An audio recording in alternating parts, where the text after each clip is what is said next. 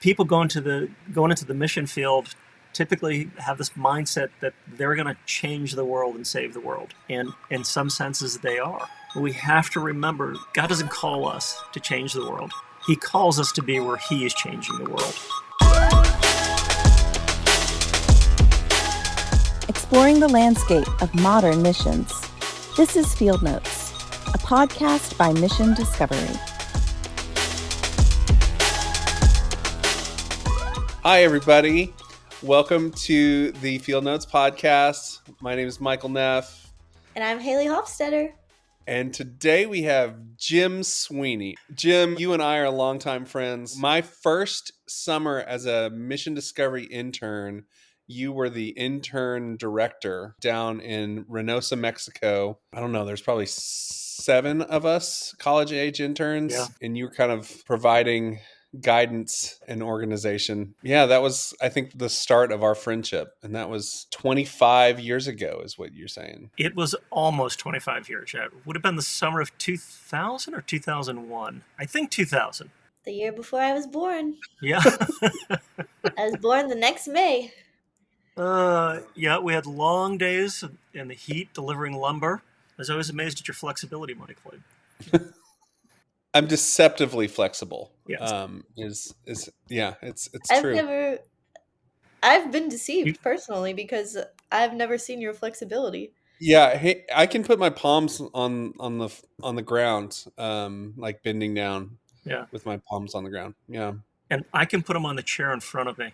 But Jim, what is your title at Mission Emmanuel? I'm the executive director of Mission Emmanuel USA, and it gets a little fluid, I would also be the executive director of Mission Emmanuel Dominican Republic.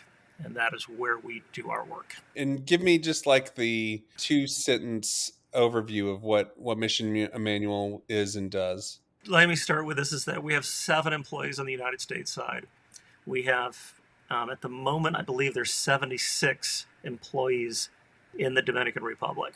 So we have a campus there. It's about 1.5 acres of property. And on that land, we have a school with approximately 350 students. We have a water purification plant that gives clean, purified water, of course, to the community and surrounding community. We have a medical clinic. The thing in the Dominican Republic, a lot of doctors will have different clinics that they visit. And so they're scheduled throughout the week.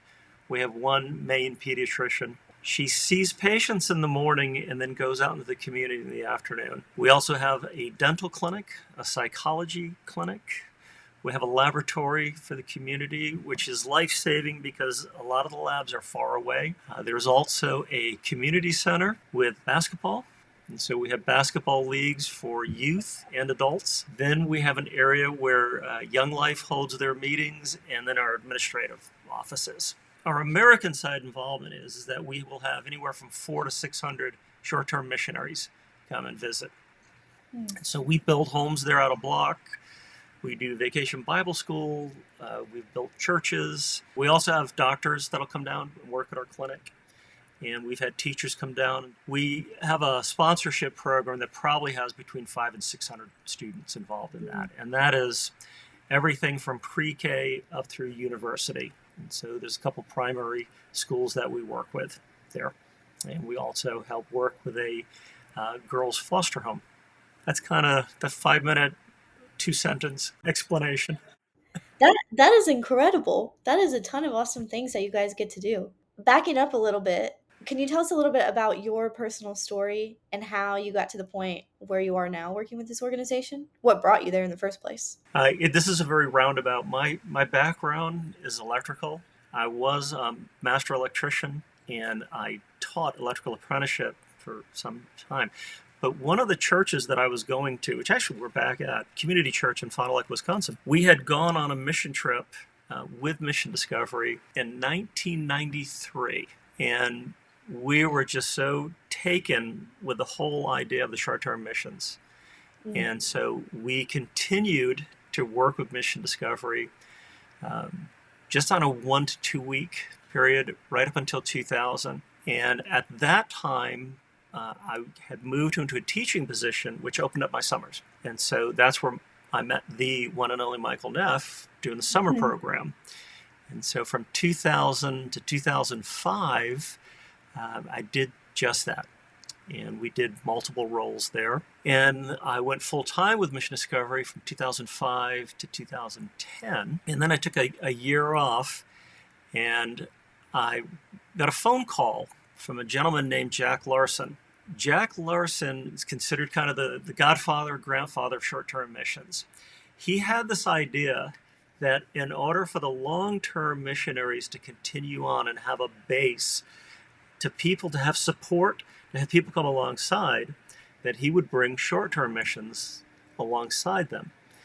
And so the whole idea is to have short-term missionaries come in and bolster up and support the long-term missionaries. And so Maury Buchanan, who was the president of Mission Discovery and the founder, had worked with Jack Larson years prior. Maury had given Jack Larson my number. And so I just felt the call of God. I'd been out of missions for about a year. It was a needed time away of rest and really figuring out what the Lord wanted me to do, how to interact in his kingdom with his people. So I went down to the Dominican Republic, a little community. We're in Santo Domingo. Santo Domingo is a city of about 4 million people. When I went there to interview for 5 weeks, just saw the work that was being done. Purified water is a big deal around the world. And I had been to South Africa with Mission Discovery and just saw the effects of not having access to something as simple as clean water. So I'm seeing a sponsorship for education. I'm seeing doctors and engineers and teachers come out of a community that would otherwise be headed for poverty. Mm-hmm. And so I fell in love with the ministry of Mission Emmanuel because of it being so embedded in this community. And affording people to come in and experience, we call it a short-term mission trip. It is still long-term, but it enables people to come alongside the work that God is already doing and be effective for the kingdom. Mm-hmm. And it always amazes me how much growth there is within and how the Holy Spirit, I guess, engages people more with their own selves, with their family, and with their community. So there's my hot take on missions.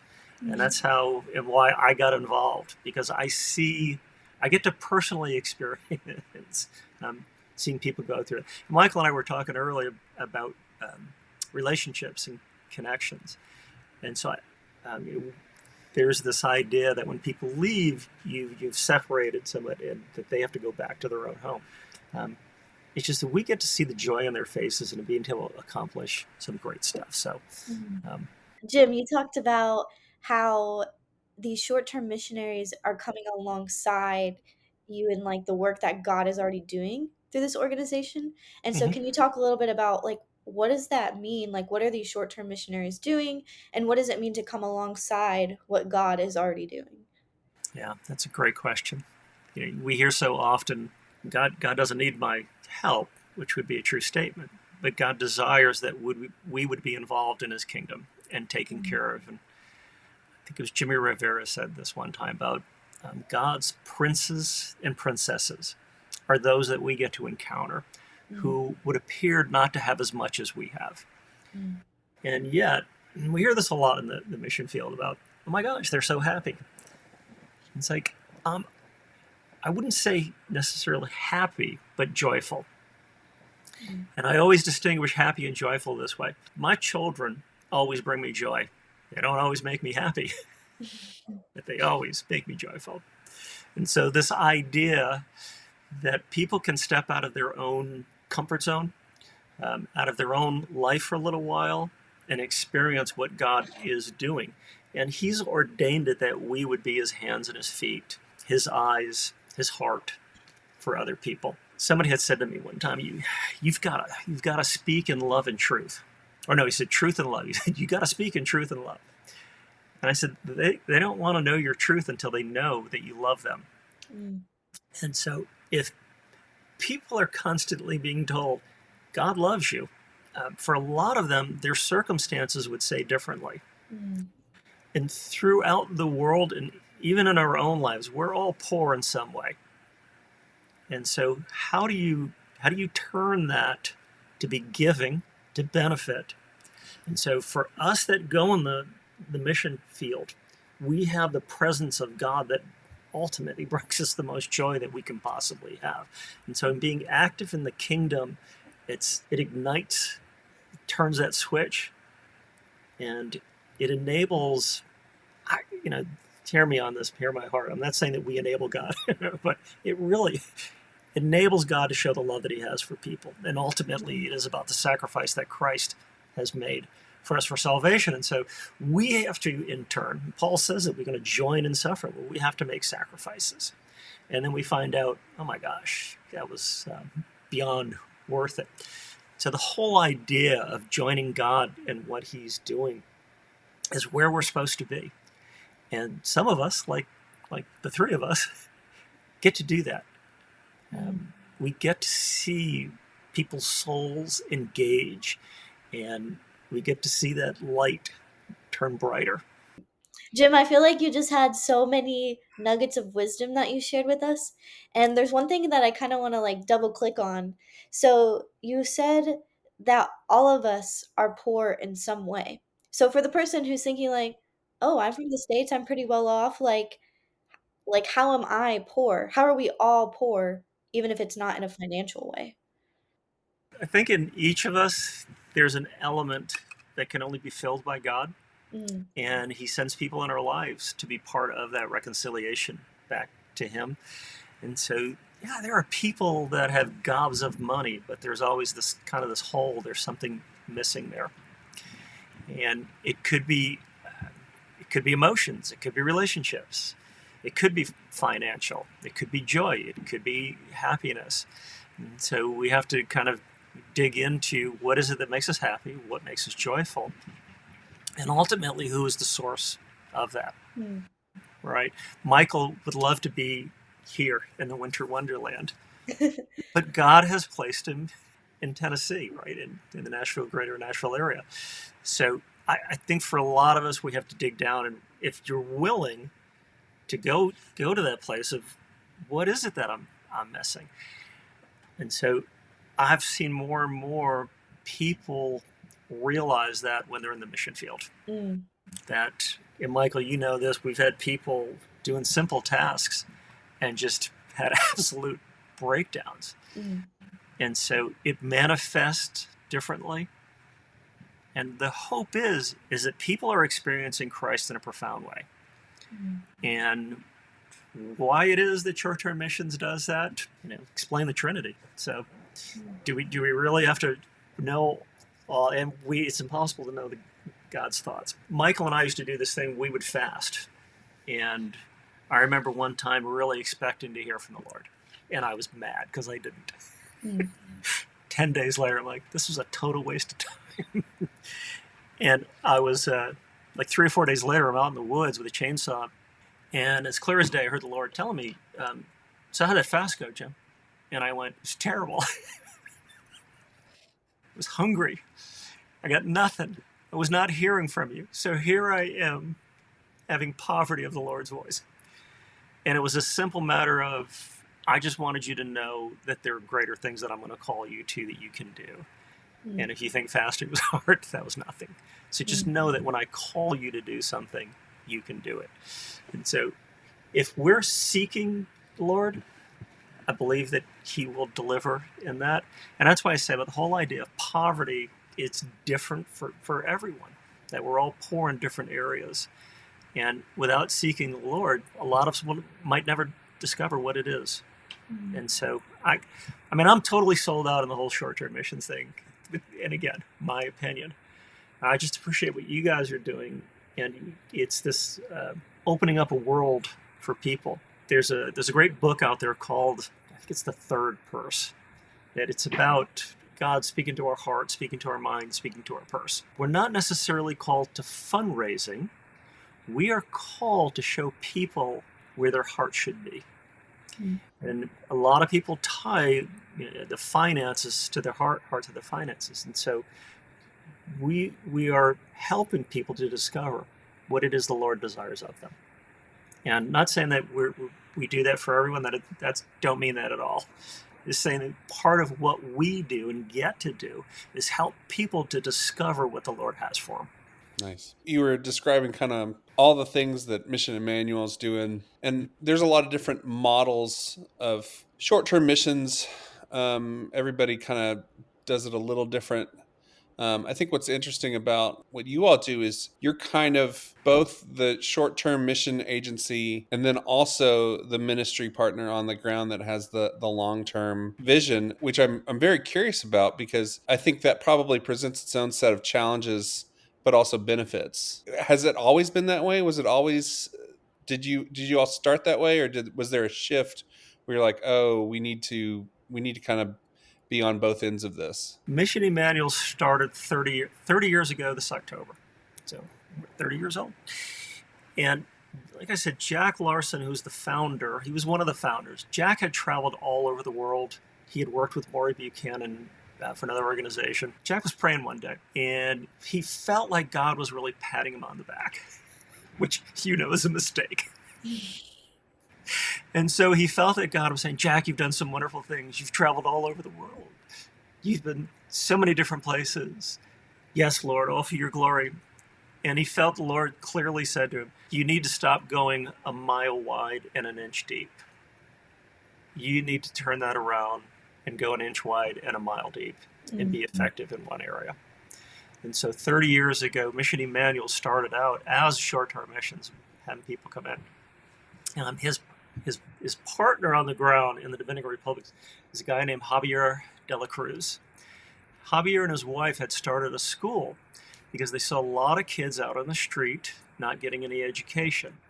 And both of them, being educators, just had a heart for these kids and knew that they had to do something for their lives. And so they started a little private school in their living room with 10 students. So Mission Emmanuel started out people coming down and doing some different projects. They also worked with an organization called Kids Around the World. Kids Around the World will refurbish playgrounds in the U.S. and then take those all over the world. So the idea was that the short-term missions would help the school in getting them sponsored. And it started in Winston-Salem. It started out that way, and groups were coming down, and somebody was like, so Jack, what are they doing for a church? We should build one. And Jack is like, that's a really good idea. Let's do that. And so they bought a piece of property, put in a building that was originally a church. And I'm a little off on the dates here because there's just a lot happened in the early days. Hurricane George came through, wiped out a lot of homes, took a lot of roofs off. And so Jack and Javier started re-roofing homes. And then people are like, well, shouldn't we be building new homes? This is Jack. Jack's like, yeah, that's a really good idea. Let's do that. So we started building homes, got the property. And then 2005-06, mothers were making formula with bad water. The island of Hispaniola just has a reputation for some of the most polluted bacterial water. And so purified water is a big deal. And so somebody had said, we should build a purification plant. Jack, yeah, that's a really good idea. So by 2016, when I took over as executive director, we had 30 employees. We had the water purification plant, we had a couple of classrooms, and the medical clinic. My objective from that point was that we would become more self-sustaining, and that the school, there'll always be a need. Jesus makes this great statement when the woman poured the oil on it. The poor will always be among you. So for us, that's okay. The poor will always be among us. Then we are to be interconnected. We're to be involved always. And so there'll always be a need from the American side to the Dominican side in this ministry. So my objective was to get to the medical clinic, and there was a lot of steps that had to happen. Part of that was increasing the size of the medical. So we went from 30 to 76 employees in about 9 years, 8-9 years. And it was the idea of having that become more self-sustaining. Now, I was just recently asked, actually been asked this a couple of times. And, whenever somebody asks you a question, it's loaded. And they have their reason for it. But, this person said, why are you doing missions in the Dominican Republic? 85% of the population claims Christianity. And So my sarcastic side wanted to say, man, we're just crushing it. And I said, well, it's interesting you say that. And he said, well, we should be going where people have not heard the gospel yet. My response was, you don't abandon the work that you're doing, because that's what's happened in Europe and so many places. Oh, we're done here. We can move on. So you don't abandon what you've already started. And so, Michael, the answer to your question there is that we want to continue the work. Short-term missions is a big deal all the way around. And one of the things that you want to make sure is that you are bringing safety, security, and that you're taking care of people. You do not want to create a dangerous situation for anybody. Because we've been working there for 30 years, it facilitates itself well to continue doing that work. My response to people not hearing the gospel is that until someone hears it in their heart language, and you remember the drums, Billy and Laurie Drum, their daughter Sarah. So when Sarah would get upset, she would revert right to Spanish. Even though she's from Texas, but she grew up speaking Spanish. And so she goes back to her heart language. And it made me think about everyone has a little bit of a different heart language, and it's not necessarily English, Spanish, French, or whatever. It's what speaks to their heart. And we saw that when Peter preached, his words pierced their hearts. We want to make sure that we are able to facilitate that happening.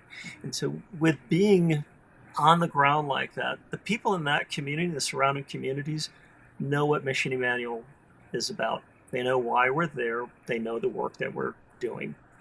And I think from that standpoint, it opens the door more for ministry. It kind of breaks down that barrier. This is universal.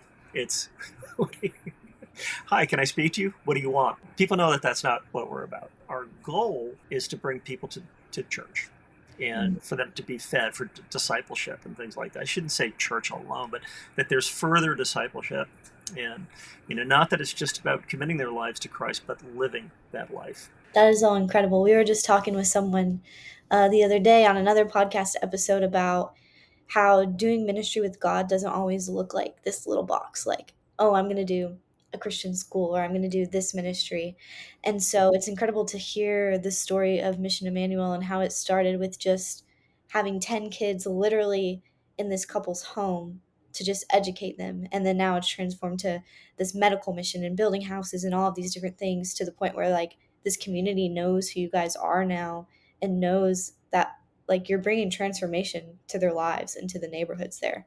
That's incredible. When I say employees in the Dominican, they are missionaries in their own right. And so they are, and I get emotional about this stuff, they're ministering their own community. Mm-hmm. And so when the pandemic hit, we had to back way down. I was the only one going there. And just watching our staff minister. So, recently we've gotten involved with this young girls' home because it was 21 girls who were not getting an education. Their getting out of the home was very limited.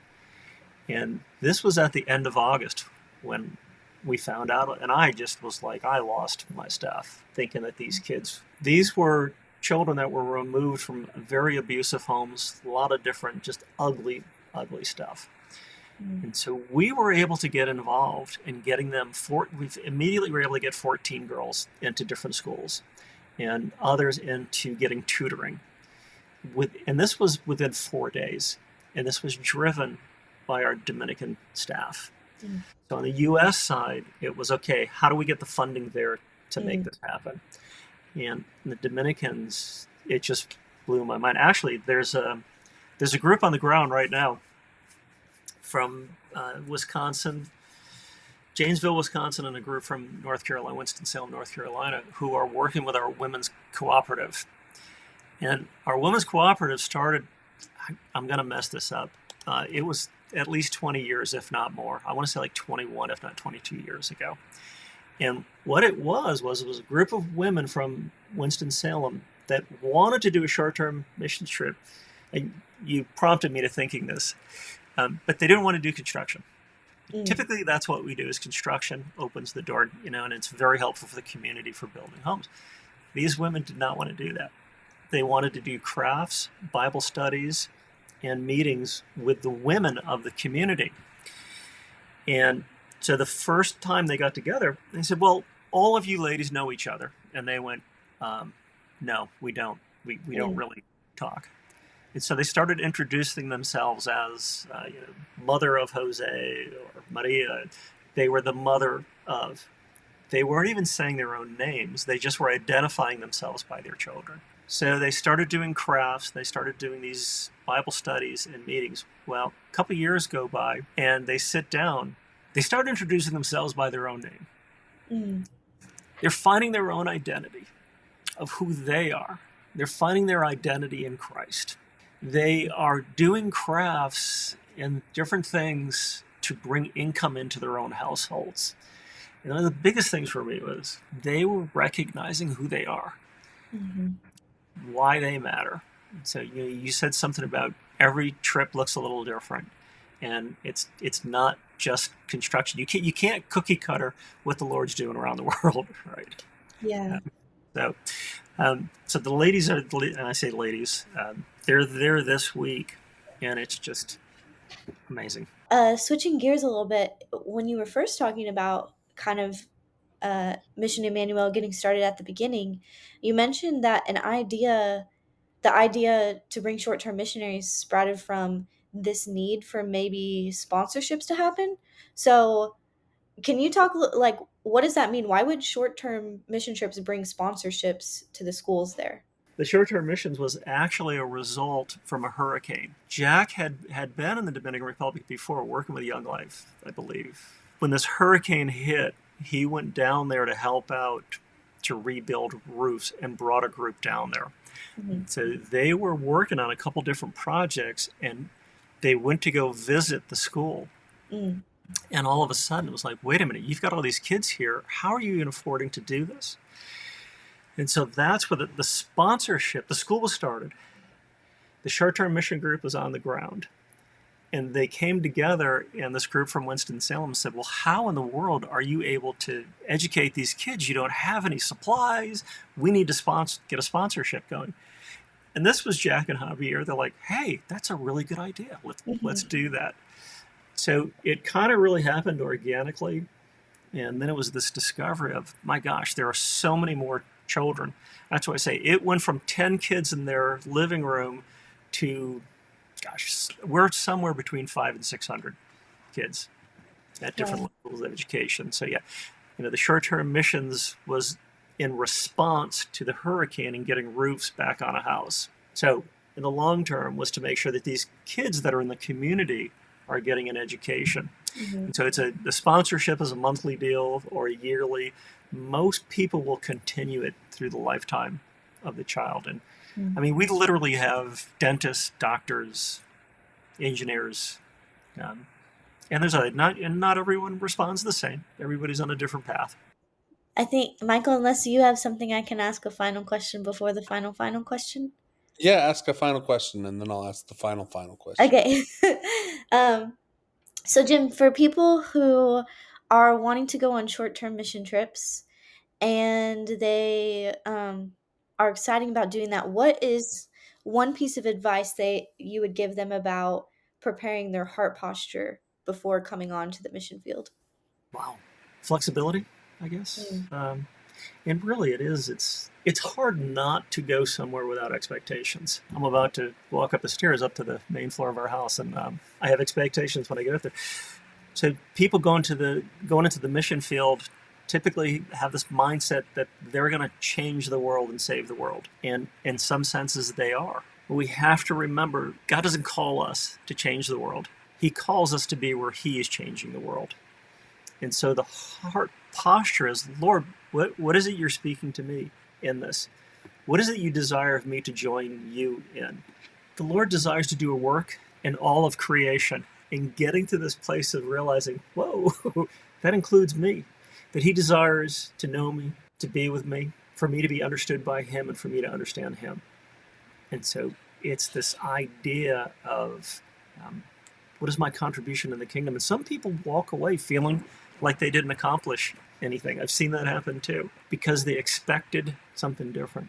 Some people expect their world to be absolutely rocked, and it usually is, but not how they foresaw it to happen. Flexibility in waiting on the Lord. It's a great question, because it's a hard one to really pinpoint and nail down. As I said earlier, is that we're all poor in some areas. Mhm. We're all lacking. And if we don't allow the Lord to show that and expose it to us, if we say, this is what I'm lacking, this is what I need, usually it's disappointing, right? We're not God, so we can't tell God what to do for us, what we should expect of him to do for us.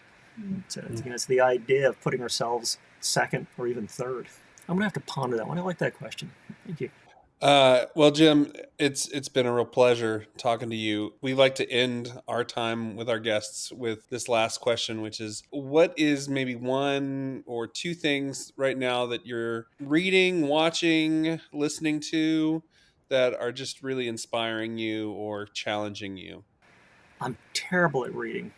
I like little short tidbits. I think the book that's most challenging, Michael, do you remember that it was a goof? It was a spoof on a youth leader. The guy's going, "Oh yeah, I'm so inspired by this guy, that guy." And the guy goes, "Anything else?" And he's tapping a Bible. And he goes, "No, there's nothing else comes to mind." I hope the Word will always challenge. There is. I'm reaching down because I do this app. It's called Pause. I think it was the guy that wrote Wild at Heart. John Eldridge? Yeah, but it's taking 10 minutes in the morning. It's an audio, which is really good for me. It causes you to stop and pause. Yes. Trying to do that, and I've also started doing, is it Paul David Trapp? New Mercies. I think it's New Mercies in the morning. No way. Uh-oh, you hit something there. Yeah. This book. OMG. I'm reading this book. It's really cool. Michael, have you heard of this before? No. So for Michael and our listeners, this book is called New Morning Mercies, and it's based off of a verse in Lamentations that says, like, God's mercies are new every morning. And it's like a daily devotional by Paul David Tripp, who is this guy who's incredible with language, and he got kind of famous. A lot of his tweets would get kind of famous. Yeah. And so people started asking him, "Hey, like put all your tweets in like a book format." And he's like, "Okay, bet." And so he just made this devotional that's based off his tweets. So like at the top of the page it has his tweet. So like this one is, "Theology without love is simply very bad theology." And you're like, wow, that's good. But then he writes like several paragraphs about it and like really goes into it. So that's pretty cool. I've got the leather one. Ah, that's bougier than mine. Mine is a. It's very bougie. Of course. Yeah, Haley. So Haley always accuses me of being really bougie, and I would say that the reason that Jim and I are such good friends is because we are bougie in like very similar ways. Oh. We love good food. We love subtle ways, right? Yeah. Oh gosh. So it's tripped. I think I said trap. Well. Yeah, David Paul, right? Paul David Tripp. Yes, that's the one. He's got 3 first names. I know, gosh. It's awesome. Yeah. But Jim, those are good practical things that people can use, and I think that kind of goes along with the theme of what we've been talking about a little bit, because you were like, well, I'm not like a great reader, and so you need these smaller like bite-sized things. And so something like the New Morning Mercies book that's like really short, like digestible things that just come from tweets, like that's good for you. Or like this Pause app that's like an audio thing, like that's good for you. Like our time with the Lord doesn't have to be put in this box of like this is what our time with the Lord looks like, this is what reading looks like. So absolutely, that's awesome. And I think that's going to be helpful for a lot of listeners too, to have those resources. Yeah, so I do it in the afternoon because it says morning. I like it. All right, well, Jim, thanks so much for joining us. Obviously, prayers for everything you're doing down in the Dominican. It's just always good to chat with you. So thanks so much.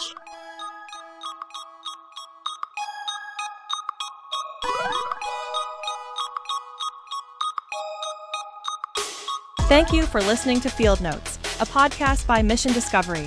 For more information about who we are and how you can get involved, visit our website at missiondiscovery.org.